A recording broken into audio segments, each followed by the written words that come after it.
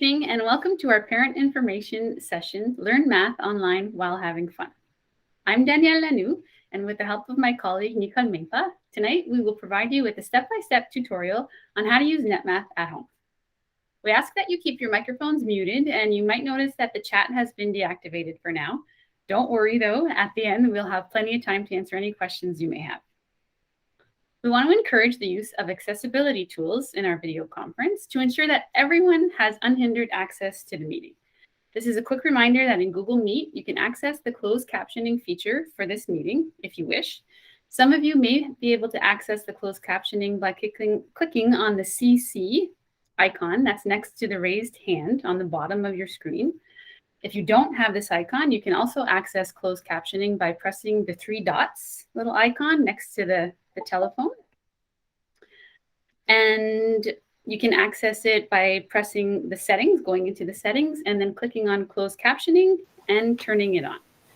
Please also remember to choose the English language option, and then you'll be able to get the subtitles for that. Now, let's take a moment to come together in prayer. On du Père, du Fils et du Saint-Esprit. Amen.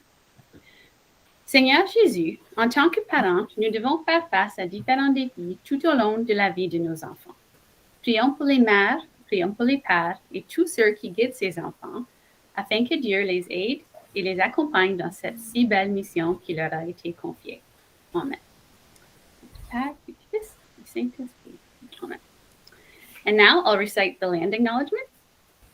Nous tenons à reconnaître l'histoire du territoire traditionnel sur lequel le Conseil scolaire catholique Providence dessert ses élèves. C'est avec respect que nous reconnaissons qu'à l'arrivée des Européens, les peuples autochtones étaient déjà sur ces terres. Nous voulons reconnaître les personnes qui utilisent ces terres depuis des millénaires ainsi que leurs descendants.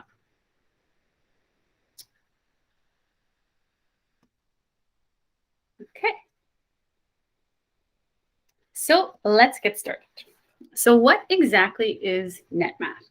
Well, NetMath is a digital platform that enriches and consolidates learning while motivating and helping your children or child progress all in a fun environment. It's currently available to all of our students from grade 1 to 11 and offers more than 15,000 exciting and motivating activities, as well as detailed solutions, puzzles, and missions aligned with the Ontario math curriculum, organized by math concepts and all divided by grade level. But it's more than just a collection of activities. NetMath is designed to support and guide students along their learning path in mathematics. Your child can learn at their own pace, with the ability to check their results live, understand their mistakes, and restart an exercise with new data, all of which allows the student to gain greater autonomy and self-confidence. And now, if you think NetMath is great for students, it also provides teachers the opportunity to follow the progress of each student in real time, view statistics on accuracy, time spent, and difficulties encountered, all of which facilitate monitoring student development and allows the teachers to provide targeted educational support and feedback. In short, this platform allows teachers to be intentional and focused on their math teaching and offers them a wide variety of resources. But enough about that part, let's get into the juicy stuff. Tonight, we will focus our attention on the student use of this platform, which, by the way, can also be downloaded as an app for iPad and other tablets. Nicole will be playing the role of the student tonight and will be showing us how to log on to the platform, how to access the activities, and how to navigate the platform once we're logged in. Nicole, it's all yours. Thanks, Danielle. Good evening. And as my colleague already mentioned, this year the students from grades 1 to 11 have access to NetMath. And if for some reason your child's unable to log on, you please check with his or her teacher to have access to all the codes, the access codes that they're going to need. So on the screen, we have the homepage of NetMath. So really there are two ways that your child can log on to this platform. So if you're using a school board provided tool, and once your child is logged into their Google Chrome, they can use the CSA Providence Favori tab and go straight to the NetMath homepage from there. If you do not have a school board tool, you're using your own personal tool, no problem. All you have to do is access the website netmath.net and it will bring you to the student sign-on page. So from here, you will pick which grade level your child is in. So we have 1 to 2, which is a little bit different setup, or 3 and up. So today we're going to use a grade 3 classroom. So we're going to click here. And now you'll be asked to log in with your login and your password.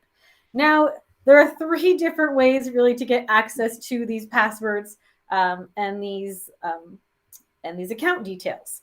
So first of all, your child's teacher may have given them an access code. And if so, you will have to use this bluish button on the bottom that says have an activation code, activate your account, and simply follow the steps on screen.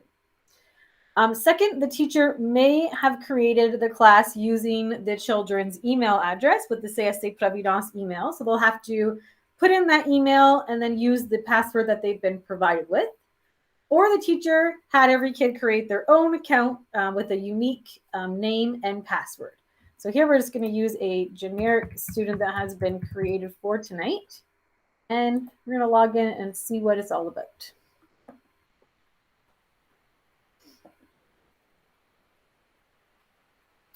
So here we are at the home page. So one of the first things that your child might want to do is probably change their little logo, their character, or avatar possibly.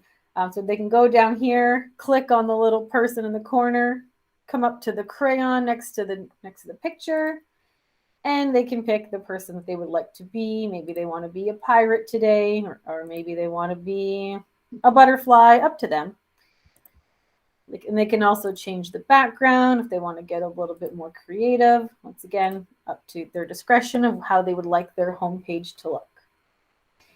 So once you're at the homepage, first we're going to look at the icons available on the taskbar. So really there are 2 ways for your child to navigate this platform. The one would be to have them free choice, which I like to call free choice, where they will pick the activity they want to do that day based on certain math concepts. Or perhaps the teacher has already assigned them a task in which I'll show you how to access those tasks shortly. So let's say your child has logged on, they want to work on some math. The teacher has not assigned any specific task. So where to find the activities would be in the icon called Livre. So it looks like a book, so it's called Books. So because this class has been created for grade 3, so I am already in the grade 3 book. It says here on at the top. However, you have the possibility of changing the books for any other grade in the curriculum. However, we do always recommend that you stick with the grade level of your child. So now once I'm in the grade level of the books I'm looking for, here I have the choice of different math concepts I want to work on. Maybe I want to work on some measurement or some geometry or some patterns. Or today we're going to go look at number sense. So once you click on that, you will see that the book has opened. And these are all the activities related to number sense available to the child. So here we have some options. So, okay, say there's a couple that I like, but I only want to do one today. You can see I've put some hearts next to some activities. That means that I've just pinned them as favorites for later. And maybe I want to use those games another day, but not today. And I don't really want to have to go through the books and look them up again. So once I put the heart, they will now be pinned over here on the taskbar under favorites. So I won't have to search them again. Once you see a gold star, that does mean that the child has already completed that activity. However, nothing is stopping them from doing the activity over again. So we're just going to go and look at an activity that has already been completed. We're going to look at comparing numbers. So even before they get to the activity, they get a little bit of a sneak peek of what the questions are going to be. And this is as much for the student as the teacher when assigning tasks to be able to get an overview of what will be required of the students in terms of skills. So if I'm happy with that activity, I can just press the green button that says open activity.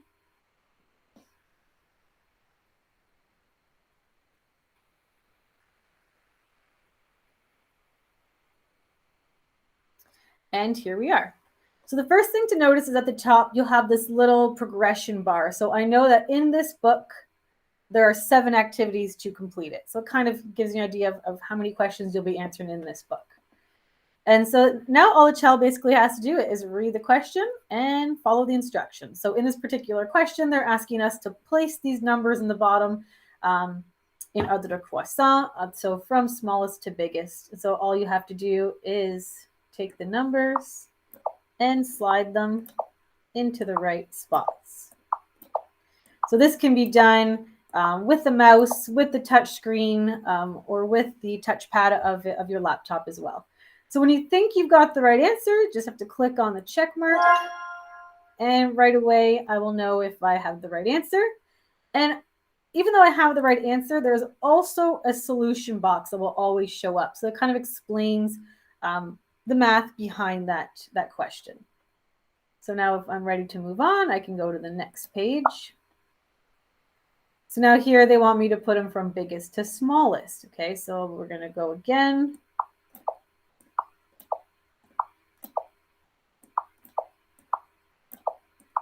Okay, I think I've got it. Oh, it's going to prompt me right away that there is an error. So maybe on looking back, I will notice this error right away, and I can press on the blue button that says retry the question. Or maybe I'm not really sure what my error is. So if I click on the montrer un indice, which is give me a hint, it will show me where my error is. So then I can retry the question now. So those are just little in-game features that allow the child to kind of self-regulate and self-correct. So as you go along the book, you also will notice that the complexity and the difficulty level does increase throughout the book. So usually starts pretty simple, culminating to the last activity required in this book. So say we get all the way to question 6, and I'm not really sure what to do. So where can I go for help? So up here in the corner, there's a little flag. It's kind of inconspicuous at first because it's like a really light gray in the top corner. But once you click on it, it says signal a problem. So when you click on there, you have this button here that says, I need help. And on clicking on it, it will give you some prompts, or it will show you a little bit what you have to do to answer that question. So that's one feature that exists. So another great feature is the little suitcase you have here in the bottom. So on clicking there, we open up all the tools that are accessible. Depending on the activity and depending on the concept, there could be a different set of tools. So for number sense, we have a calculator, we have a glossary, we have the audio function, and a crayon. So let's start with the calculator. So the calculator appears on the bottom. So all you simply have to do is type in the calculations you want it to do. And what I really like about the calculator is that it keeps track of all the calculations you've done. This is really great when you're doing things like patterning. So it's keeping up with the additions you have done of a repeated number. So then I can close this if I don't need it anymore. So another great tool is the glossary. So if, say, there is a word that I'm not really understanding in this problem, I can come up here and I can type that word in, like what does croissant mean? I can check. Oh, there it is. And it is going to give me a nice definition plus some examples to help me understand what that word means. Now the glossary, again, is a math glossary, so it will only contain the words that are mathematically related. And then we have the pencil, which is also a great little function. So we can have different colors and sizes that we can pick. So say I'm working on this problem and I want to underline some important numbers maybe, or some important information. You can do that as well. Use the crayon. You can also use the crayon to write in answers, which I find a little bit tricky. So I wouldn't recommend that technique. And then finally, we have the audio. So this, when clicking the audio, you'll notice that little speakers have now popped up within the platform. So this allows the child to click on that. Pour aider à payer des activités scolaires, des commerces de la ville. And now the platform will read the question to me. So it takes away all those possibilities of having difficulty with the reading part of the program. So that has been taken away by offering this other little tool. So once again, all those tools can be found in the little suitcase here on the bottom. So as your child navigates the game, there's stars. So you'll see that like a star will pop up and you're collecting stars along the way. So I'm done playing this book, so I want to go back. So here's the arrow to go back. So it's gonna, so congratulations, because I collected a couple right answers. I got some stars, and Once again, it's always going to confirm that you want to go back to the home page. So yes, I want to go back.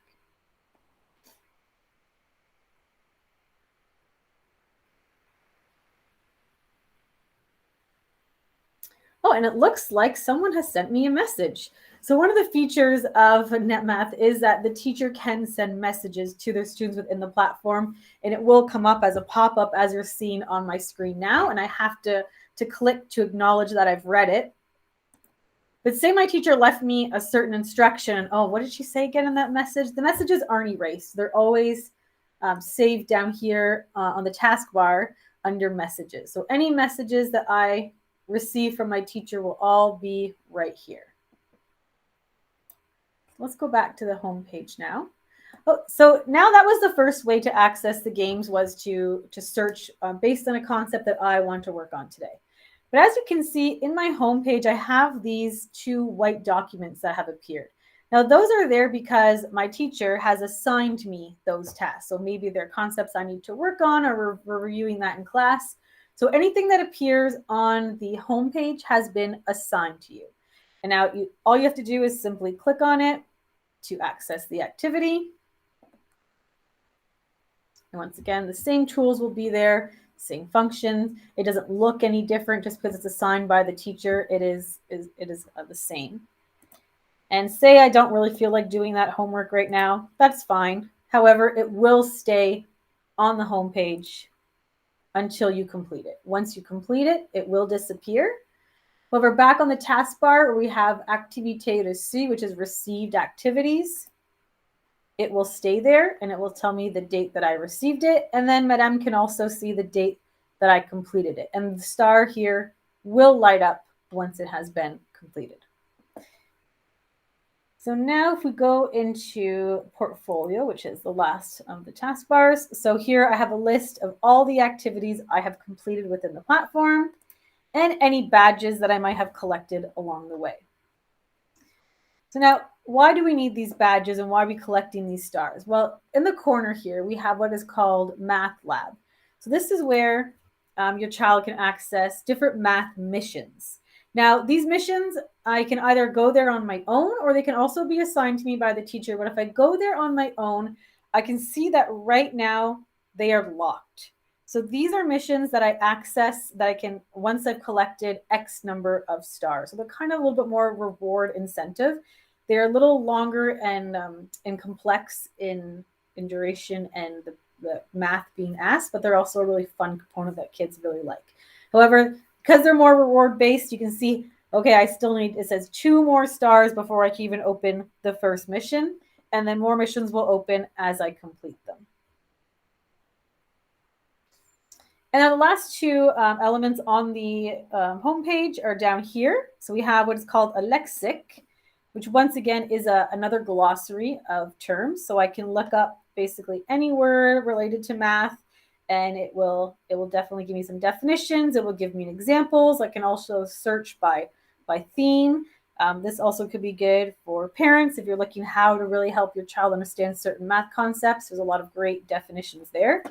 Now this is, Scholab is a separate website outside of Netmaths, so it will take you to a new browser. So you just have to go back to Netmath. And then Exploration also is a collection of other math games that are outside of the platform. So if you click on these, like Exploding Dots is the first one, which is a really fun math game to play. It will take you outside of Netmath. So you'll have to come back to this tab to get back into your Netmath account. And that about covers the functions of Netmath from the student-facing part of the program. It's very user-friendly because, once again, it is designed for grade 1s to 11, so it has been made to be fairly accessible to all students. And also with the certain features they've put in with the calculator and the audio, it's really for the child to be autonomous and independent in doing these math programs. However, any support and help parents provide is always appreciated.